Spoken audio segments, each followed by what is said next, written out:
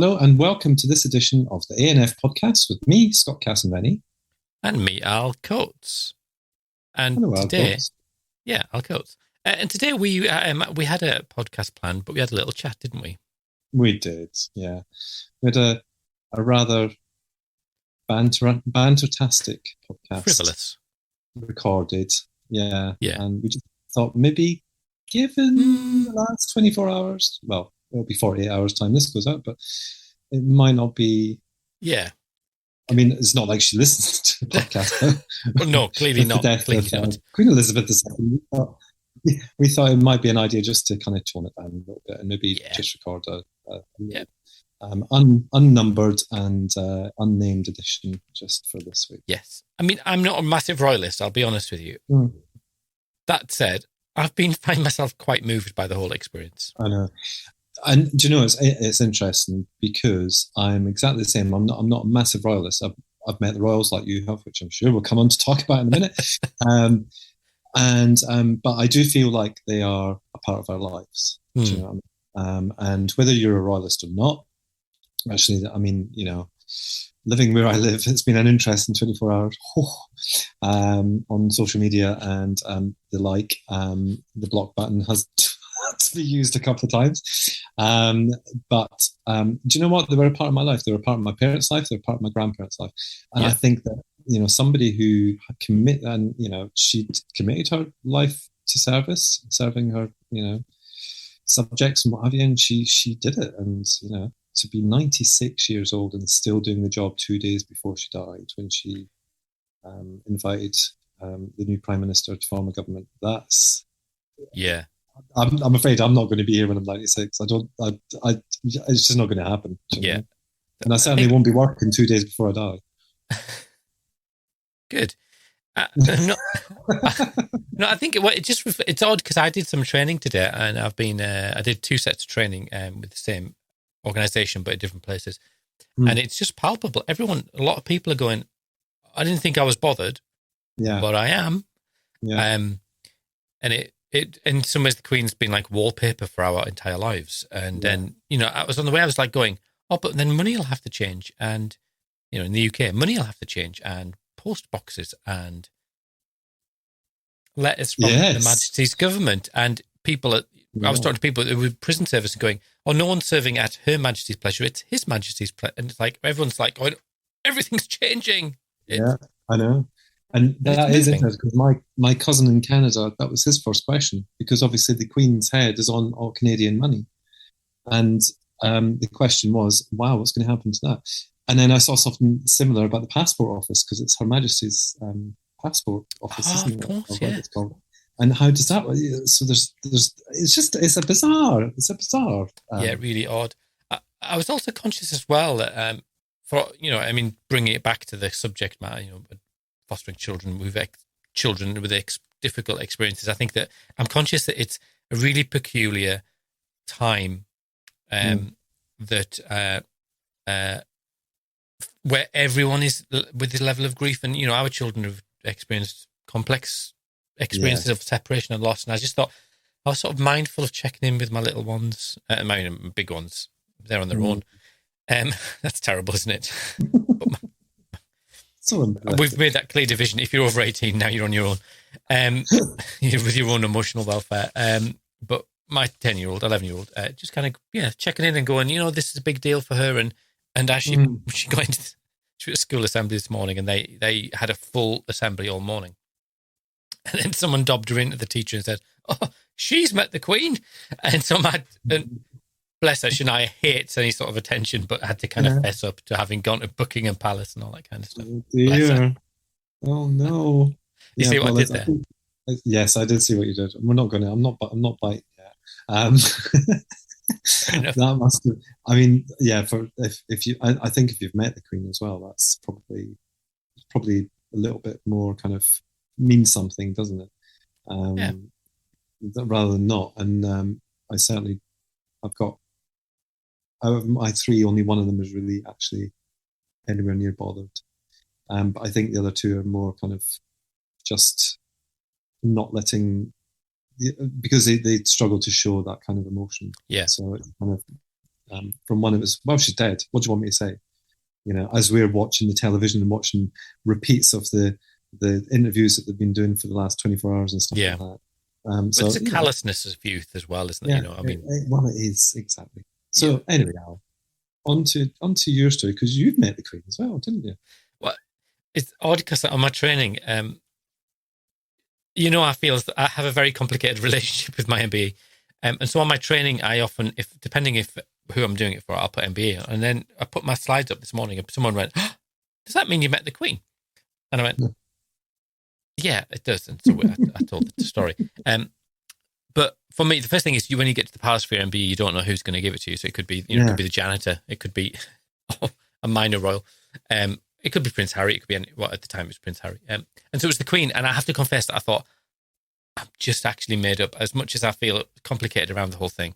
Really pleased it was the Queen. So, and I was thinking about it today, and people were saying, "Well, what was it like?" And I said, "Well, it was really odd in the sense it was an incredibly formal environment, but really relaxed." And I just can't. I was thinking today that can't not be by accident that Queen set that tone.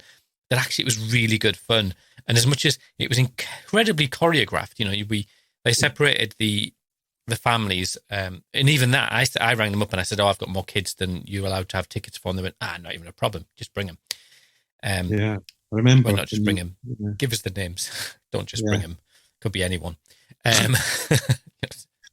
Deadly assassins that they are.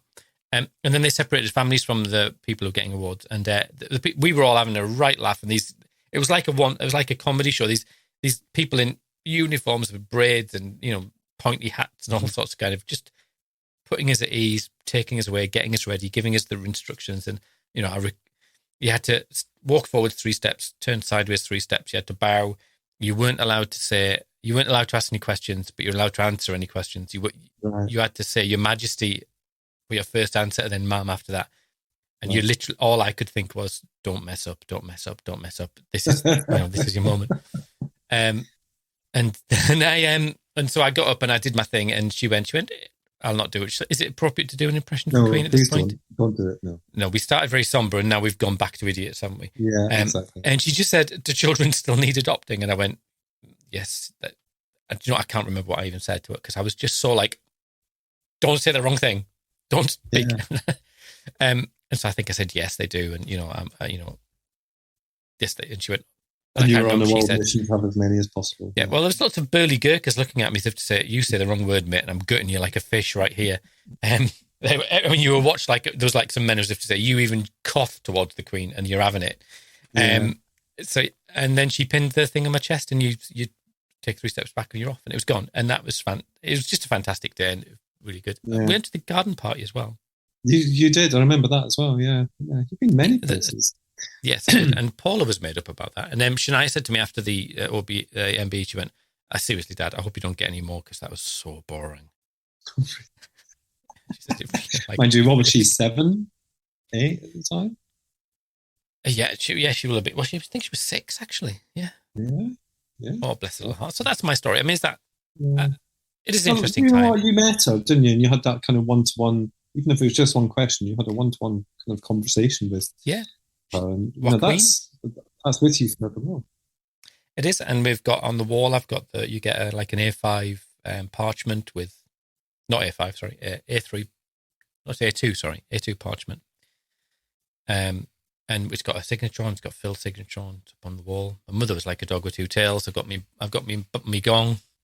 Yeah. So yeah, I think that it is peculiar, and I think it is a really odd time. Like driving down the roads, all of the billboards are all got the black with the Queen's crest, the Queen's crown on, and ER.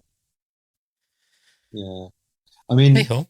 In some ways, I mean, it's a little bit different here, because obviously Ireland and the UK have a different relationship, so shall we say, and not living in the country, I'm not seeing any of this.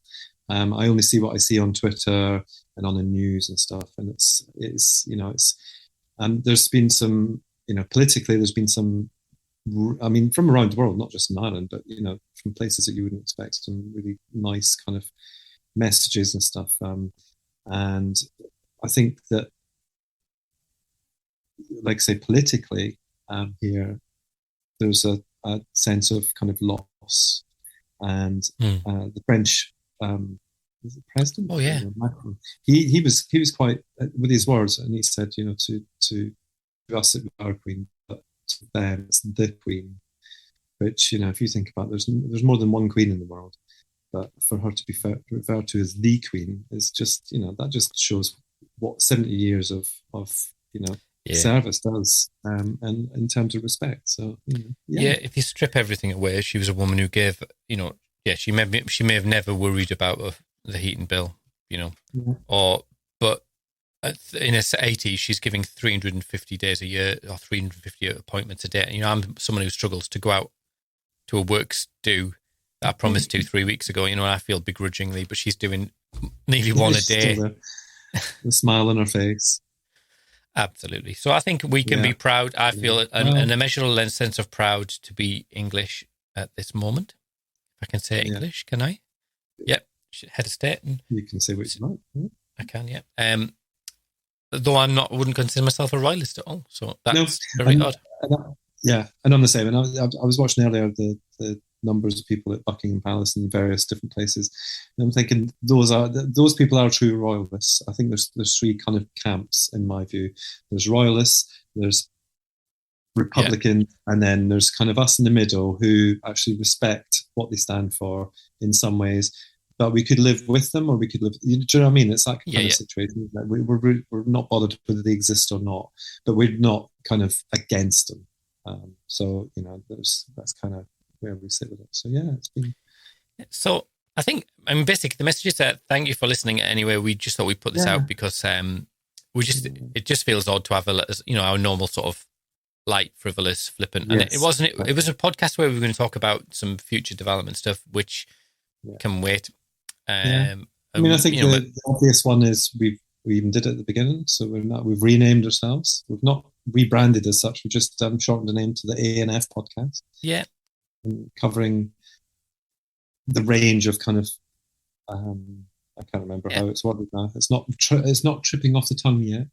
Yeah, but that'll unravel over the next few months as well. And I guess we're going to be pushing the conference. We've got a great lineup. I guess is it appropriate to talk about the conference here? Not really, but you started, so you can finish. So we've got a great lineup of people. We've got Angela Fraser-Wicks who's going to talk about the experience of birth families and maintaining links. We've got Sarah Johal, who's the lead for the RAAs. We've got Beth Neal coming on, which is fantastic. We've got the good Mrs. Coates coming on, which is equally fantastic. I can't think of who else we've got on. We've got Dawn Harker. Gosh, bloody hell, stupid man. How could you forget Dawn? Yeah, and the common thread is we're talking about the impact, maintaining links and what that looks like when it goes well, less so well, what's hard, what's easy, what's the research, what's the policy, what's the practice, what's the lived experience. Exactly. Yeah. So tip your waiter, rate and review us on iTunes. Do what you need to do, and just hope everyone has a really safe week. And we'll be back. Normal service will resume shortly. We will. And for anybody who has managed to do anything for World FASD Awareness Day, which is today that we're recording, I think it's been a bit tricky in the UK to do anything about it because it's been a little bit. Yeah, it's been different, but other areas around the world have still been cracking on with it. It has been a very busy day, and it's been great to see in Ireland specifically massive coverage of it this week, which we are really pleased to have been a part of, because last year there was very little. So really pleased to have kind of gotten that discussion out there. So just my little plug for FASD Ireland there, and the team, because we are now team of 3, so excellent. Well done, that man. Anyway, on that note, God bless the Queen. God bless the King. God bless the King. Yeah, exactly. Yeah, we'd have to learn a new national anthem now, don't we? I'll have to do a new podcast thing, won't we? The King's Speech. Well, I was thinking about that. I think we might just give it a miss out of respect. I was thinking about that earlier. It's amazing the stupid things you think about. Yeah, I won't be playing that song anymore. No. Anyway, right, okay, well, look after yourself. I hope you have a great weekend. Good luck with all your FASD stuff I know you're doing today and later over the weekend. And we'll catch up and speak to you all soon. So look after yourselves. And ta-ta. Bye.